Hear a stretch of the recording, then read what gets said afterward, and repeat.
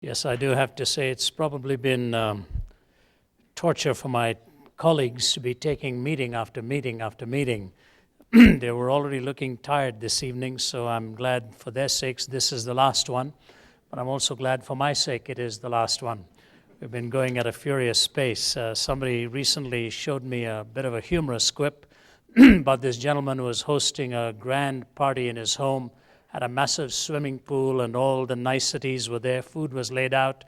And as the guests came in, he gathered them all around this pool, but there was no water in it. It was just full of deadly crocodiles. And he said, "Now, I have a proposal to make to you at the beginning, and that is this. I have so much money and so much land and so much wealth. I'm willing to give half of it to a person and my most beautiful daughter's hand in marriage. Whoever dares to jump into this pool of deadly crocodiles and swim across and come out on the other side, he gets half of my kingdom and my daughter's hand in marriage." Before he finished, one man was in. And by the time he just lapped his way, battered and bruised and half bitten off, and comes up the other side, the man, stunned, says, "I cannot believe it. I cannot believe it. You didn't even wait till I could finish. You are a bold, bold man. What do you have to say?" He said, "Just one question. Who pushed me in there?" And so as I stand here tonight, I wonder who pushed me into these series of meetings. I was thinking of a palmist who came to our home in Delhi when I was a young lad. My mother invited this astrologer to come and read all of our palms. My older brother, then I'm number two, then we have two girls, and then the youngest. So 5 of us kids, we were sitting in the front veranda, and he opened up his books and was reading all these funny things and looking at our palms to tell us the future, and my hand was red. He looked at it and just kept shaking his head. And I didn't know what was going on, and he just, in Hindi, said to me, "Ravi Baba," Baba meaning little boy, "I got bad news for you. You're not going to be traveling very much in life." I've always said I hope he's gone into weather reporting, because that's the only profession where you can be so confident, so wrong, and still have a job for so long. You know. We're dealing tonight with a rather sober theme, and that's really the reason I even began on a lighthearted note, because when you focus too much on the wrong side of issues, you may end up thinking that's all there is to it. But that's not true. However, what I'm going to say to you tonight is of enormous significance, especially in the western part of the world. When you look at the flow of history over the last 600 to 700 years, Western culture somewhere has lost its way. It has lost its moorings, its philosophical basis for how it even believed and why these cultures came into being. Russell Kirk, the noted American historian who passed away several years ago, wrote a very profound book called The Roots of American Order. It is a book that if you can find in your used bookstore or somewhere, just get a hold of it. Russell Kirk, as a historian and as a philosopher of history, is really giving us a description of what framed America's idea of order. Why did Americans end up thinking the way they did? And he traces American roots back to 4 cities, to Jerusalem, to Athens, to Rome, and to London. He says Jerusalem gave this culture its moral categories. Athens gave this culture its philosophical categories. Rome gave this culture its legal categories. And England, of course, the immediate cultural progenitor that gave birth to this nation. And as he deals with that book, interestingly enough, this historian says, it appears now in this 20th century that we still remember Rome, we still remember Athens, we still remember London, but we've forgotten Jerusalem. That the moral framework, which somehow was put into place because of a Judeo-Christian worldview. Now, I'm not by that implying, therefore, that the doctrine of Christianity was woven into the fabric of the culture, but some of the fundamental assumptions of that worldview were taken into the formative ethos of this culture. I've said it many, many times, without apology. Islam would never have given birth to America. Pantheism would never have given birth to America. When I say pantheism, I'm talking about religions like Jainism or Hinduism or Buddhism, the Sikh worldview. Whatever those worldviews have, at their core, there is a pantheistic belief that somehow you are identical with the divine. Those worldviews would never have birthed a nation such as this.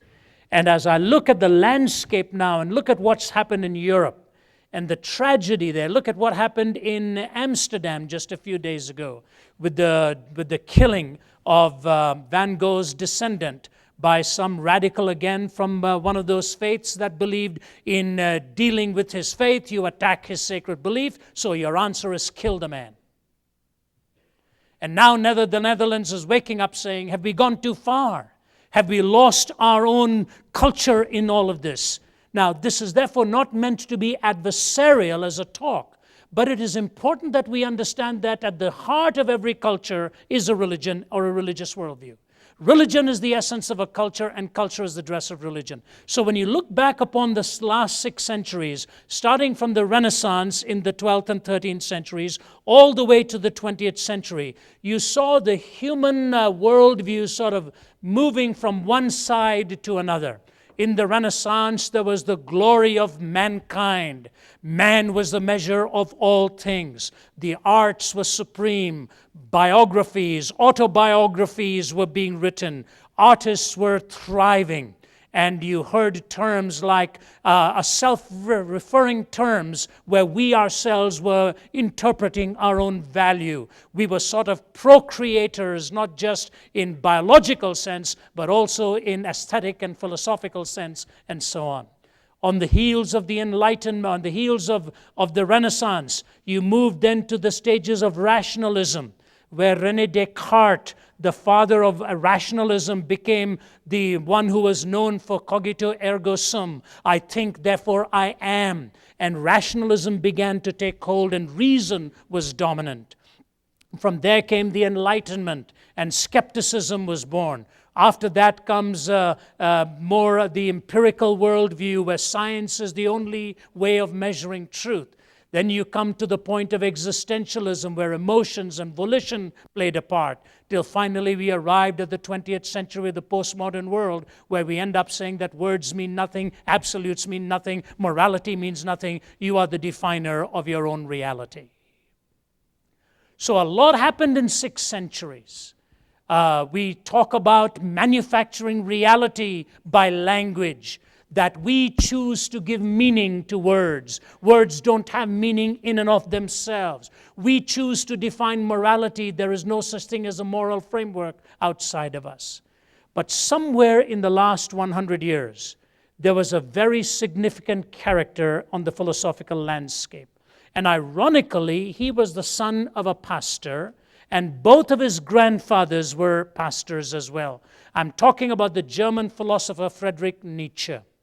And when Nietzsche began to do his writings, he was brilliant in the sense that he took philosophy away from its boredom and its monotonous multisyllabic ideas and so on, and brought it down into day-to-day living so that people realized there was even an enchantment to philosophy.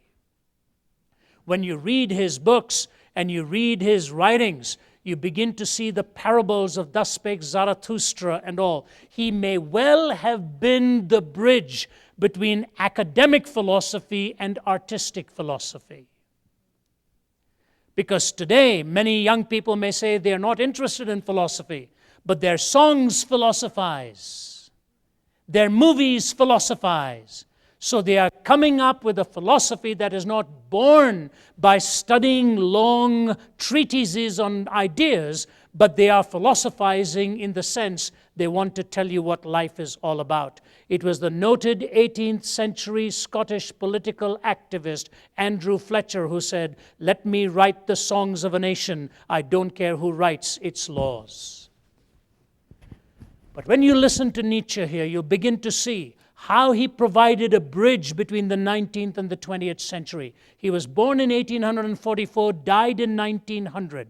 He spent the last 13 to 14 years of his life almost insane. And ironically, when he was in that stupor of insanity, his mother sat by his bed for long hours because as a little boy, she'd be teaching him verses of Scripture.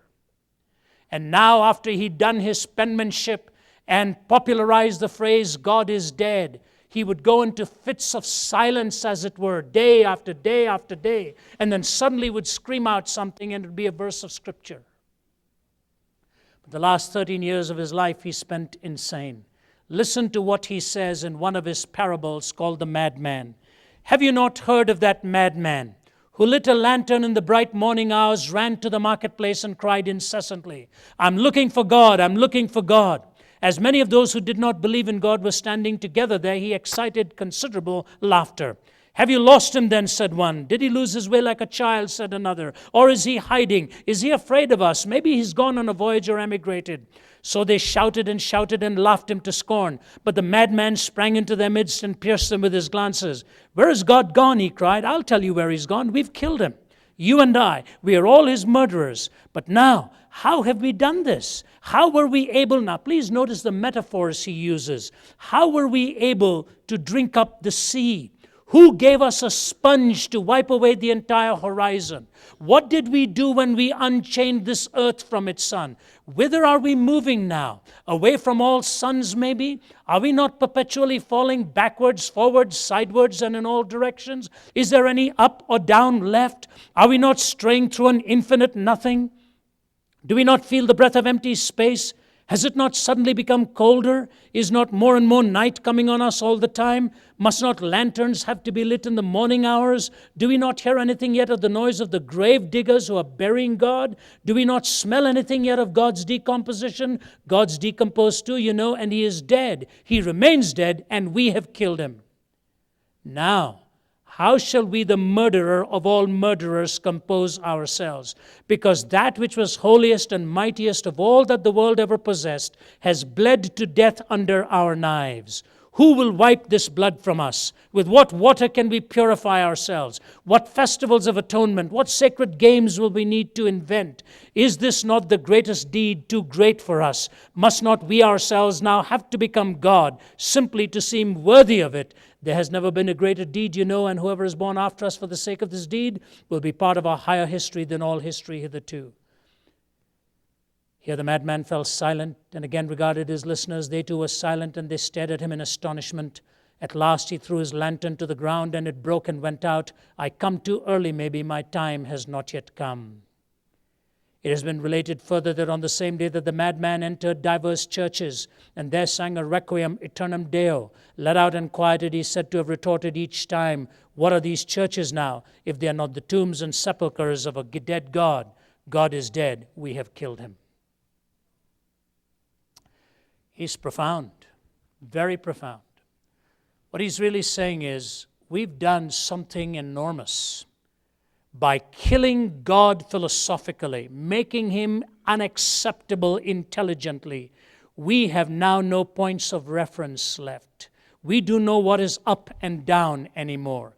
We do not know what backwards and forwards and sidewards is. We have wiped away even the horizon, so there is no point of demarcation between the firmament and the earth. He goes on to express what games will we need to invent, what festivals will we need to introduce. And if you look around us, he was so right. He said his time had not yet come. You see, he was standing about 100 years after Immanuel Kant. Immanuel Kant, ironically, was a churchman. But Immanuel Kant said this, that metaphysical propositions of moral order, and ultimately about the eternal being of God and all, really fall into the category of nonsense. You cannot make meaningful statements about such categories. And it led ultimately to a skepticism. He believed rationally we were going to be able to come up with what is right and wrong, even though he himself smuggled in this comment that the starry hosts above and the moral law within always keeps me in awe. But As skepticism took its toll and scientific and positivism began to be introduced, where the scientific worldview was the only worldview that could be rationally tested and defended, pronouncements about moral order and about God and so on were thrown into the waste bin. And now we stand 100 years after Nietzsche, and the time has come. We now live with that prognostication that there is no God. You cannot make any meaningful statement about God anymore. Etienne Born, in his philosophy, in his encyclopedia, in the Encyclopedia of Philosophy, defines atheism in these words. Please take note. It is the deliberate, definite, dogmatic denial of the existence of God. It is not satisfied with approximate truth or relative truth. Notice that. But claims to see the ins and outs of the games quite clearly, being the absolute denial of the absolute. It does not want approximate truth. It does not want relative truth. So even if you can approximate an idea of God from the law of causality or the law of design or the law of morality, that's not what they want. They want somehow an absolute nature of things, and God no longer fits into that category. I remember lecturing at the Geopolitical Institute in Moscow, Russia, in somewhere in the early 1990s it was. And I was speaking, not the Geopolitical Institute, it was actually, that lecture was at the Lenin Military Academy, filled with Russian officers. And throughout the talk, there was a hostility so visible, one of them kept giving me this kind of a sign. But fortunately, the general was on my side and he was my host, so I kept going. My wife was in the audience, my interpreter, and we were going on for about an hour, and this guy just kept going like this the whole time. As soon as I finished, he stood up and he yelled out at me. He said, "You've used the word God.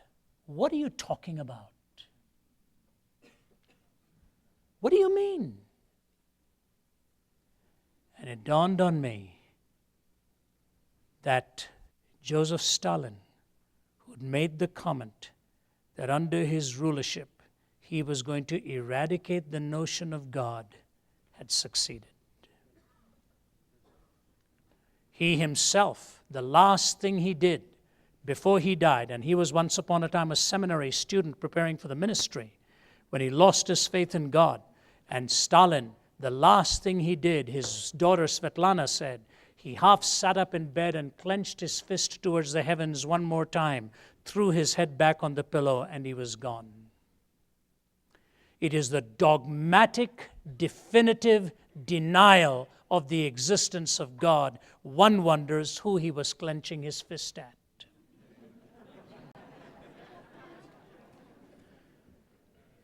You know, when a person says God is a meaningless term, and I'm an atheist, they are saying I do not believe in God, but they've just finished telling you it's a meaningless term. So what are they denying? Must not one have to posit some kind of a content to the word before they say this is exactly what we are denying? Otherwise, you're denying a meaningless term. That's basically a redundancy. It's like saying nonsense is nonsense. Of course it is nonsense. Say, I deny the existence of God, and God is a meaningless term. But when you look at this and begin to try to understand what the ramifications are, what the implications are, you know, atheists live under this illusion that if you deny God, then there's a monolithic way of thinking about reality. It's completely false. I have made a list of 7 types of humanism which have a different starting point.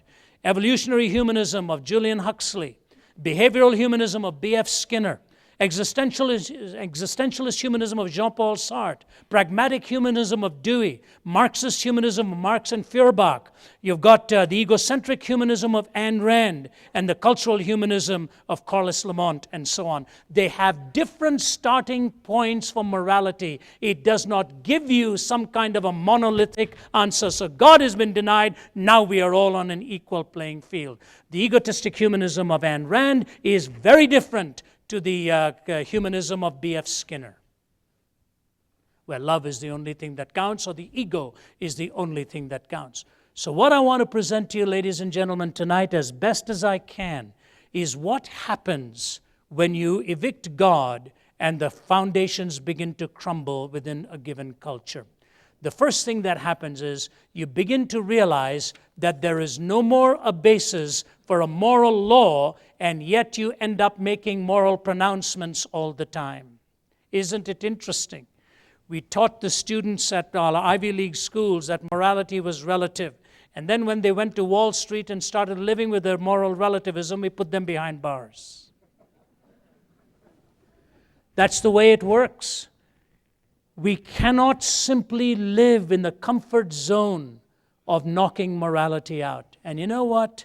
There's something I think about music that is so challenging to you and to me, that sometimes music reminds us of reality, or poetry reminds us of reality in a way that argument doesn't.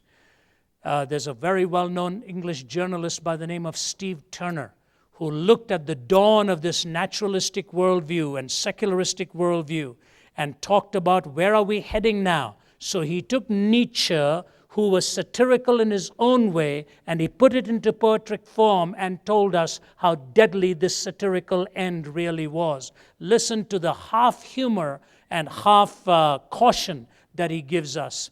He says, we believe in Marx, Freud, and Darwin. We believe everything is okay as long as you don't hurt anyone to the best of your definition of hurt and to the best of your definition of knowledge. We believe in sex before, during, and after marriage. We believe in the therapy of sin. We believe that adultery is fun. We believe that taboos are taboo. We believe that everything's getting better, despite evidence to the contrary. The evidence must be investigated, and you can prove anything with evidence. We believe there is something in horoscopes, UFOs, and bent spoons. Jesus was a good man, just like Buddha, Muhammad, and ourselves. He was a good moral teacher, although we think some of his good morals were really bad. We believe that all religions are basically the same. At least the ones that we read were. They all believe in love and goodness. They only differ on matters of creation, sin, heaven, hell, God, and salvation. We believe that after death comes the nothing, because when you ask the dead what happens, they say nothing. If death is not the end, and if the dead have lied, then it's compulsory heaven for all, excepting perhaps Hitler, Stalin, and Genghis Khan. We believe in Masters and Johnson. What's selected is average, what's average is normal, what's normal is good. We believe in total disarmament. We believe there are direct links between warfare and bloodshed. Americans should beat their guns into tractors, and the Russians would be sure to follow. We believe that man is essentially good. It's only his behavior that lets him down. This is the fault of society. Society is the fault of conditions. Conditions are the fault of society. We believe that each man must find the truth that is right for him, and reality will adapt accordingly. The universe will readjust, history will alter. We believe that there is no absolute truth, accepting the truth that there is no absolute truth. We believe in the rejection of creeds and the flowering of individual thought. And then he puts this postscript. If chance be the father of all flesh, disaster is his rainbow in the sky. And when you hear state of emergency, sniper kills 10, youths go looting, bomb blast school, it's but the sound of man worshiping his maker. You hear that? If chance be the father of all flesh, if you're here by accident, then disaster is his rainbow in the sky. And when you hear state of emergency, sniper kills 10, youths go looting, bomb blast school, it's but the sound of man worshiping his maker. Nietzsche told us this is exactly what would happen. He said two things would happen in the 20th century because God had died in the 19th century. He said, number one, a universal madness would break out, and number two, the 20th century would be the bloodiest century in history. And if you look at the 20th century, we killed more people than the previous 19 put together. This is what happens when you read and understand the ramifications of a world without God. Listen to these words. I almost indict myself when I read it because it bothers on the nauseating reality that men will sing about now. The Ghetto Boys, which sold their album Mind of a Lunatic, within hours millions were sold. One of the stanzas they sing, she begged me not to kill her, I gave her a rose. then slit her throat, watched her shake till her eyes closed, had sex with the corpse before I left her, and drew my name on the wall like helter-skelter. And that sells. That sells. And we want to know what happens when a society no longer has a point of reference. You know, Darwin also had the insight, and he said this in his The Descent of Man. He said, look, if what I have said to you is right in its scientific theory, then the metaphysical extrapolation is going to be unparalleled. And what he told us there was that the metaphysics of all of this is so deadly that if nature brought about such domination of the weaker by the stronger, he said, then we will see unprecedented violence in the future. So if you take his scientific theory of naturalistic evolution and extrapolate it into a philosophy of life, then you end up with this kind of violence. Nietzsche said it, and listen to it now. Think if I made this comment today on a television program. Listen to this, what Nietzsche says. Equality is a lie concocted by inferior people who arrange themselves in herds to overpower those who are naturally superior to them. The morality of equal rights is a herd morality, and therefore it opposes the cultivation of superior individual. It leads to the corruption of the human species. The real truth about objective truth is that the latter is a fiction. Every candidate for truth must first be expressed in language, and language is notoriously unable to get us to reality. Words like a hall of mirrors reflect only each other, and in the end point back to the condition of their users without having established anything about the way things really are.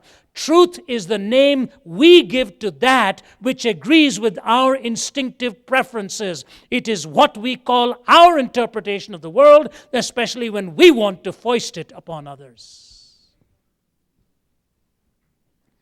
But then listen to what he said. I am still too pious that even I worship at the altar where God's name is truth. What he's really saying is, if I don't believe in truth, I'm headed in that direction. And he told us equality is a lie. It is a concoction by the weak humanity that forms itself in herds to overcome the superior. Adolf Hitler took that as his philosophical basis for his grand experiment in the Third Reich. That's why Viktor Frankl said that all that took place in Auschwitz and other concentration camps was not conceived by some defense ministry department, but was generated behind lecterns and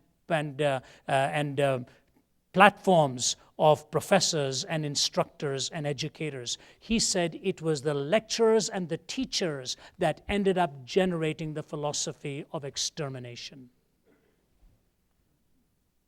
That's what he reminded us. And so I say to you today that when you remove God and wipe away his transcendent notion, and you take Jerusalem, as it were, out of our culture, and I'm using that metaphorically, for the moral law came via the Hebrew people centuries ago, which gave us the sacredness of life, the sacredness of word, the sacredness of property, the sacredness of sexuality, and on and on.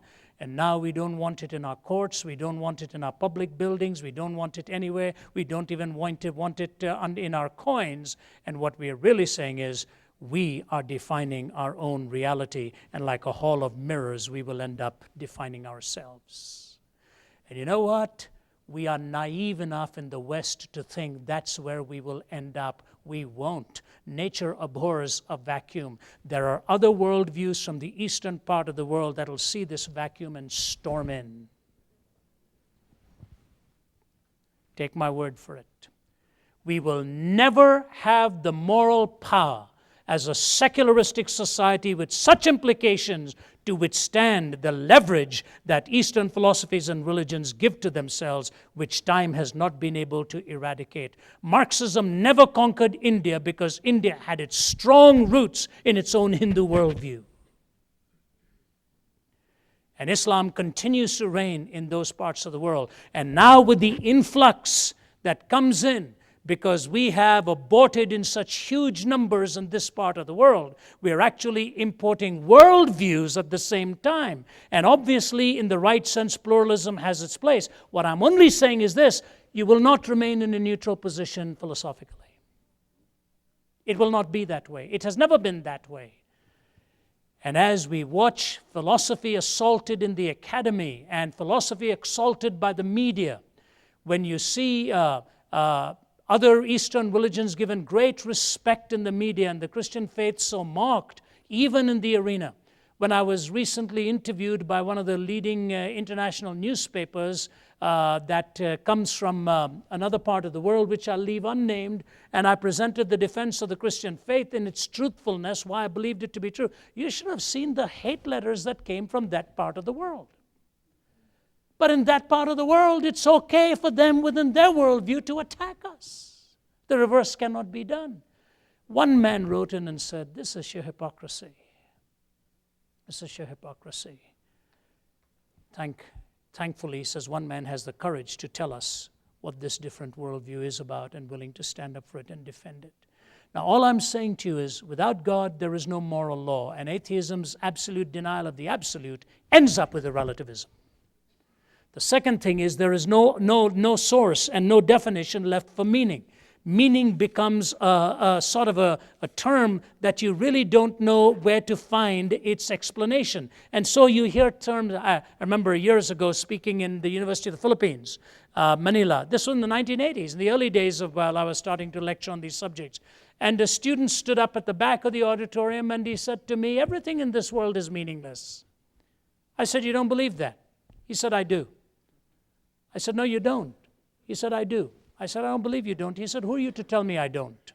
"I do." I said, "Say it again." He said, "Everything in this world is meaningless." I said, "You don't believe that." He said, "I do." I said, "Then remain standing. This shouldn't take more than a minute."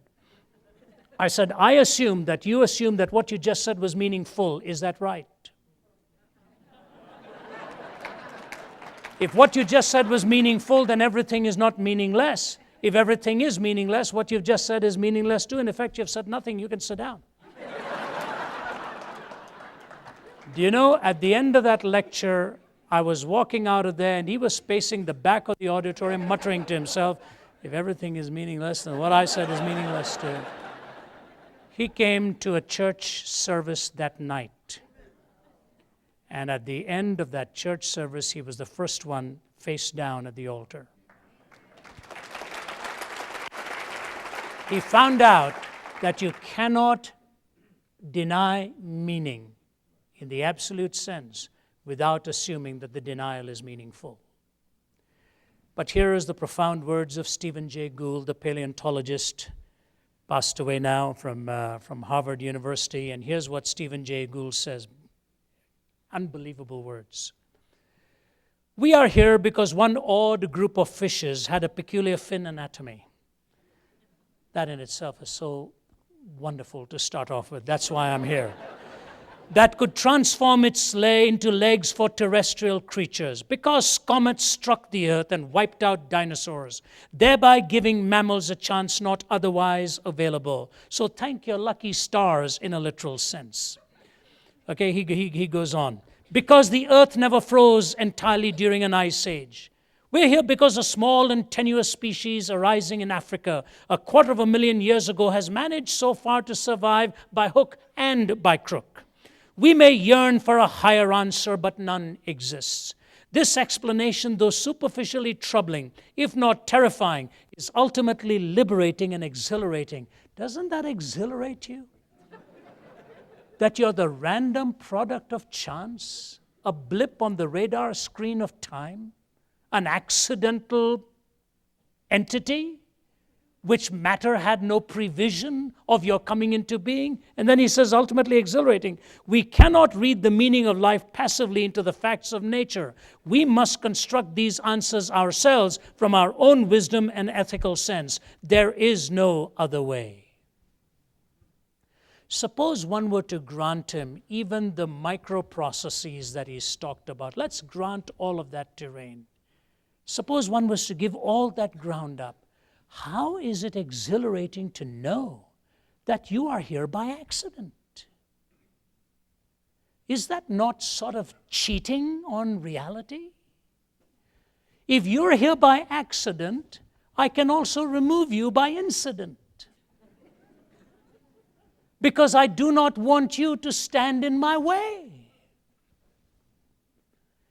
The horror of this, the existentialists, funnily enough, fellows like Sartre and Camus, Heidegger, and all of these boys were writing on meaninglessness, and some of their books were the fattest books being written, that life had no meaning. Is it any wonder that a man like Jean-Paul Sartre on his deathbed says, my philosophy was unlivable. My philosophy was unlivable. Let me ask you this. Have you ever held your little boy or your little girl in your arms and looked at them as a random collocation of atoms? Is that the way you think about your children or your spouse or your parents or your neighbor? That somebody has come into being because of some quirk in some distant past, some primordial slime that began to engineer its own destiny? Is that encouraging to you? How can this be? Are they cheating me? Are they lying to me? Do they really believe this is exhilarating? They don't believe it. Neither can they live by it. And that's why they keep attacking and attacking and attacking. They may believe that there is no God, but they cannot believe that there is no meaning. They somehow smuggle in meaning and value. They smuggle in the value of the word, just like, Nietzsche saying words really don't have meanings. We give to them, well, if they don't have meaning, what is he trying to tell us? He assumed what he was telling us was meaningful. And you see this going on and on and on and on. And you know what? I have sat by people and I've asked them sometimes, why do you think life is meaningless? If they don't hang it on some metaphysics of origins, they will hang it on one particular issue, that there is too much of hate and too much of evil in this world, therefore there cannot be any meaning. And I respect that kind of a response. And I've dealt with it in some of my writings. That doesn't shock me. But here's what I want to shock you with. I want to tell you this. Ultimately, you don't end up without meaning because you're tired of pain. You end up with meaning when you're exhausted, pleasure, and find you're still not found it to bring you happiness and fulfillment. We had lunch with a couple of friends who are here tonight. And he was talking to our waitress at the table.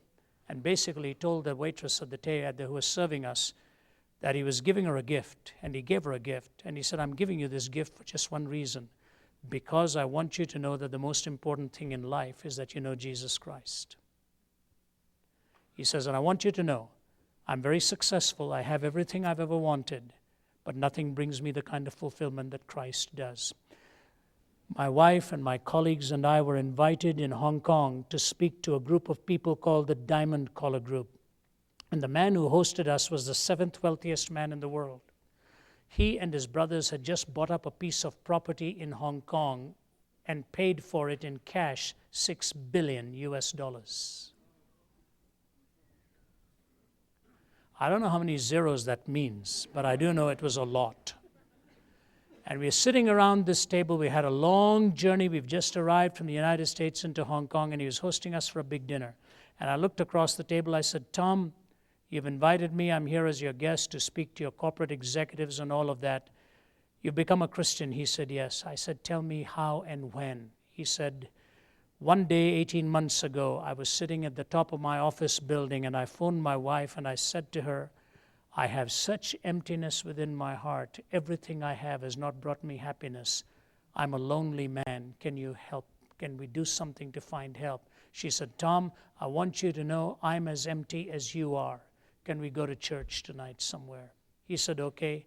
And she said, why don't we go to such and such a church? I don't know anything about it, but it is opposite one of the apartment buildings we own, so we won't have to pay for parking, so let's go there.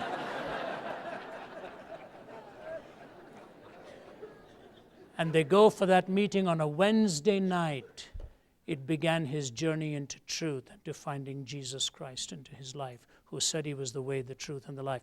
You see, what it is that God does in your life when he brings you meaning is he puts all of your proclivities together in its legitimate expression, that the brain can be used to its best. So if you are a philosopher, you can be a great philosopher even as you acknowledge God's gift of your mind. When he's given you the gift of arts, you can be a great artist even as God has given you the gift of the aesthetics and the arts and music. If you are a janitor maintaining a building, you do it with the excellence of maintaining that property, of presenting it to people who come the next morning so that you excel in what it is you're committed to do. And that's why I labor as hard as I do in my writing and my speaking and my lecturing, because before it's a presentation to you, it's an offering to God. That's what brings meaning in life. That is what it is that ultimately binds these dots together. You see, meaninglessness does not come from being weary of pain. Meaninglessness ultimately comes from being weary of pleasure.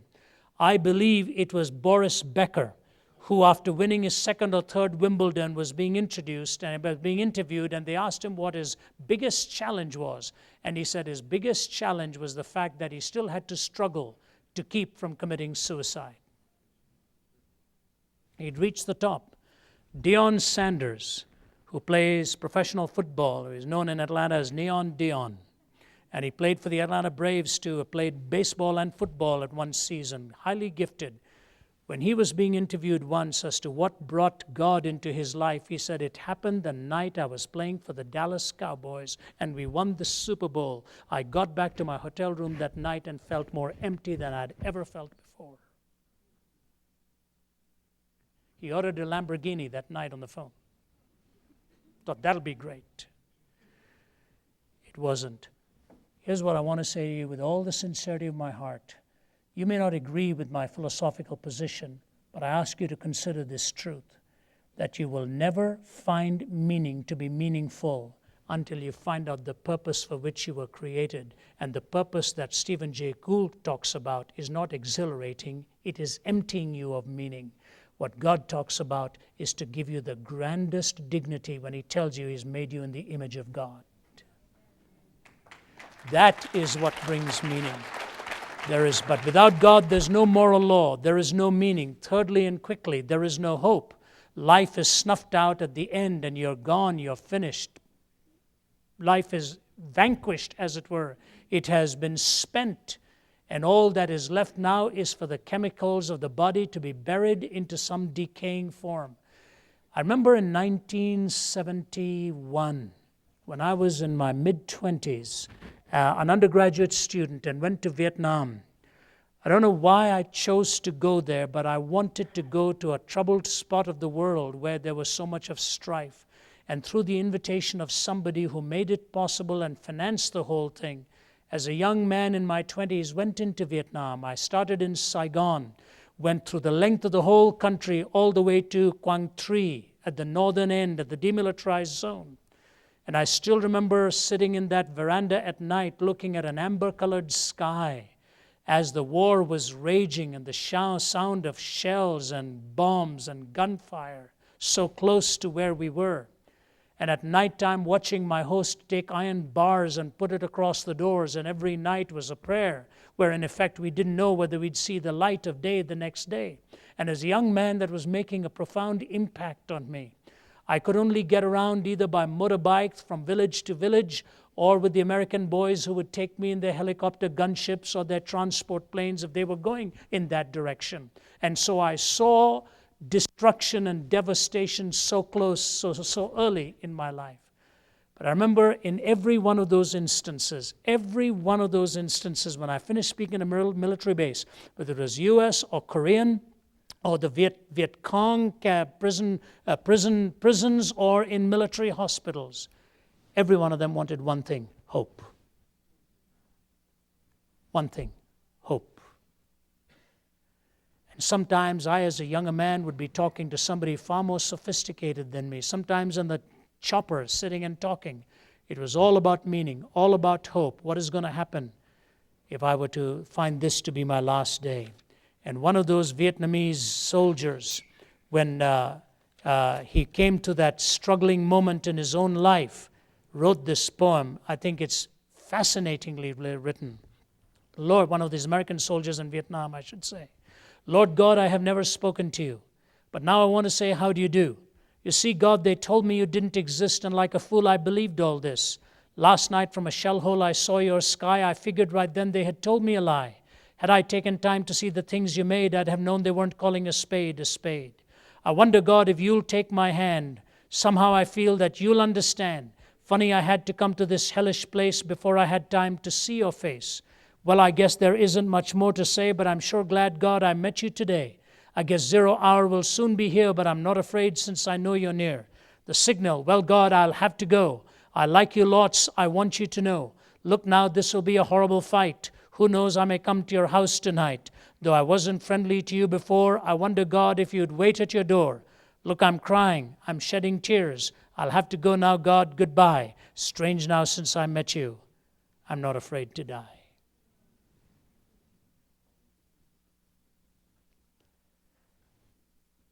Tell us that in the last week, the Ramstein military base is flooded with hundreds of our soldiers coming back wounded.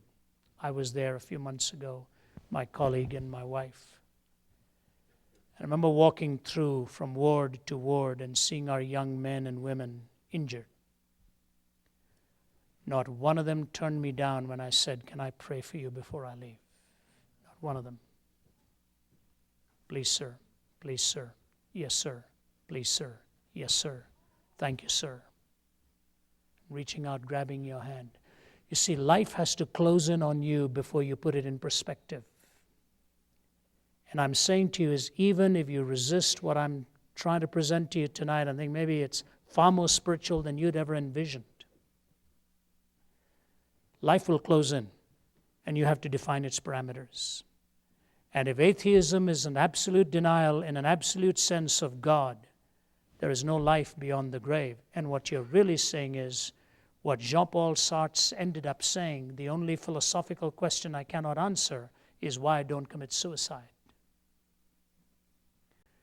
There is the loneliness of the death experience, and nobody understands it better than a minister who has to go from bedside to bedside or from family to family, comforting them. When God was denied and removed, Nietzsche said much would happen. We have wiped away the horizon. We wiped away the line between good and evil. We wiped away the line between meaning and meaninglessness. We wiped away the line between hope and despair. And philosophers now are writing on despair. There is this whole idea of chaos theory, chaotic.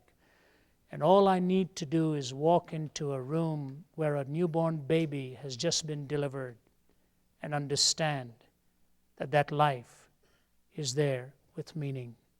All I have to do is look at an altar and watch a beautiful bride walk up and pledge herself to her groom and say, I do, and watch the delight in their eyes and know there is meaning.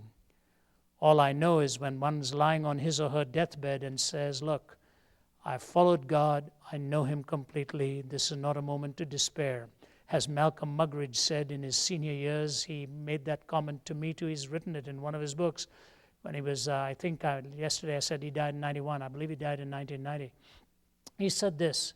He said, the worst news anybody can give me is that they have come up with some kind of medication that'll give me 15 more years. He said, I'm ready to go, ready to go. He had hope. No law, no meaning, no hope. And lastly, atheism puts all of its eggs into one basket in such a determined way that if that atheist was wrong, he or she has still so committed himself or herself that there is no room for recovery after death. They've eliminated God. And that whole sense of banking on this faith position that there is no God. It's a faith position. It cannot be absolutely defended, because I'll tell you why. To even say there is no God in an absolute sense presupposes infinite knowledge. It's like me saying to you there's no such thing as a white stone with black dots anywhere in all of this universe. The only way I can say that is if I have comprehensive knowledge of this whole universe. So how can one say there is no God in an absolute sense unless he or she has infinite knowledge? And if they do have infinite knowledge, that's really what they're denying, that there's nobody in this world with infinite knowledge. So they end up positing an infinite being while denying that infinite beings actually exist. There is no way to rationally posit a moral absolute in the negative sense, or an absolute in the negative sense, without presupposing that you have all the information that there is to have on such a reality. This is what led Pascal to his conviction. And by the way, it is often misinterpreted as some kind of wager. It is not. Pascal was not some kind of a leap in the dark kind of a guy. He's not somehow saying, I think I've got the better end of two deals. At places he argues reasonably and rationally for the existence of God. But here's what he says. Should a man be in error in supposing the Christian religion to be true, he could not be a loser by mistake. But how irreparable is his loss and how inescapable is his danger, who should err in supposing it to be false? Here's what he's saying. If a man believes in God and is actually wrong, after he dies, he's really not a loser because he's no longer conscious to regret the way he lived. But if a man denies God and dies and finds out God actually does exist, there's an awful lot of remorse left for that individual. And he says, if you put me to the test about my life, I'm fulfilled. So by atheistic terms, if fulfillment is the only test, Pascal says, even as a believer in God, I meet that test. I'm totally fulfilled. So what is the problem? I'm totally fulfilled, and if I'm wrong, when I die, I don't regret it. You say you're totally fulfilled, and some of you may or may not be, but after you die, you find out there is a God, you do regret it. And so this airtight case for him said, I meet every test in living and even a test in death. And so he says, I want to put my trust in that which meets both tests. But without God, there is no law, no meaning, no hope. And if you're wrong, there will be no recovery. You know, Jesus met a lawyer once, a person who was trying to quiz him. And he said something like this to him. He said, which is the greatest commandment? And the reason he did that was sort of to put Jesus in an awkward situation of trying to put a hierarchy of commandments. Jesus had just baffled the Sadducees, and then among the Pharisees, one of these boys raises this question, which is the greatest commandment?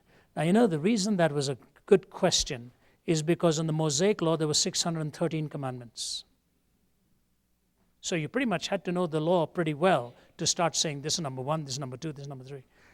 But you see, what he hadn't realized is that David took those 613 and reduced them to 15. Micah took those 15 and reduced them to 3. To do justice, love mercy, to walk humbly before your God. Jesus took them and reduced them to 1A and 1B. You shall love the Lord your God with all your heart and all your soul and all your mind and all your strength. And the second is like unto it, you shall love your neighbor as yourself. On these two hang all of the law and all of the prophets. You know what Jesus is saying?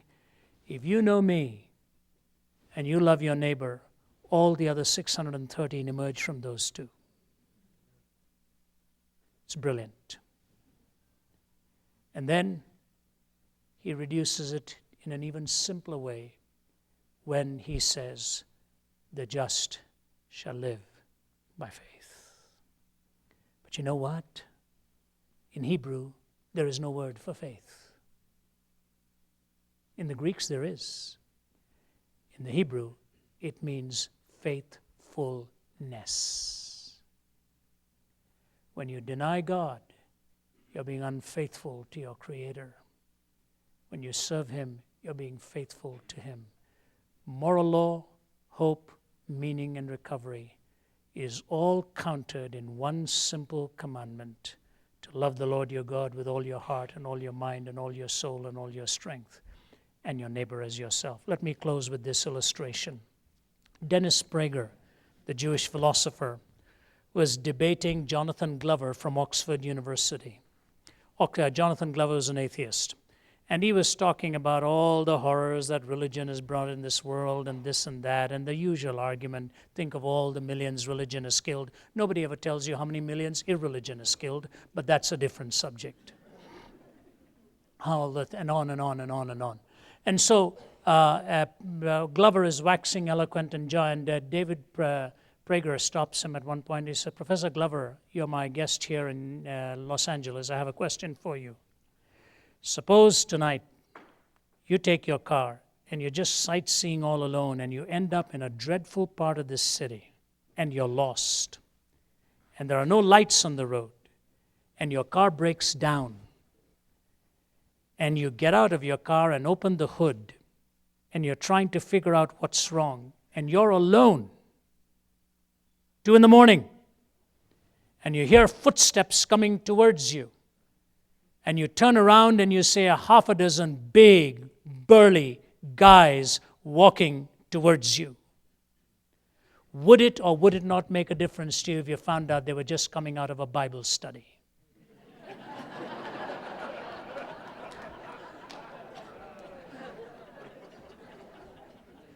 This is a Jewish philosopher asking a secular philosopher whether it make a difference if you're coming after studying this.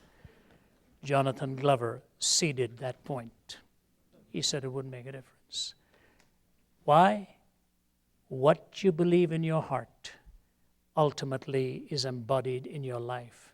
And if you believe you're a creature of God and that your neighbor is one also fashioned by God, you will honor that person and life becomes more meaningfully spent.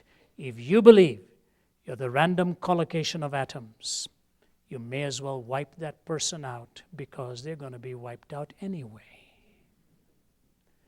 And that's the philosophy that some people choose to live by. That's all I have to say to you. This is the last in the 3 series for me. I'm glad the talk is over. We've still got some Q&A time, but thanks for giving me a hearing. And we'd hand it back to you.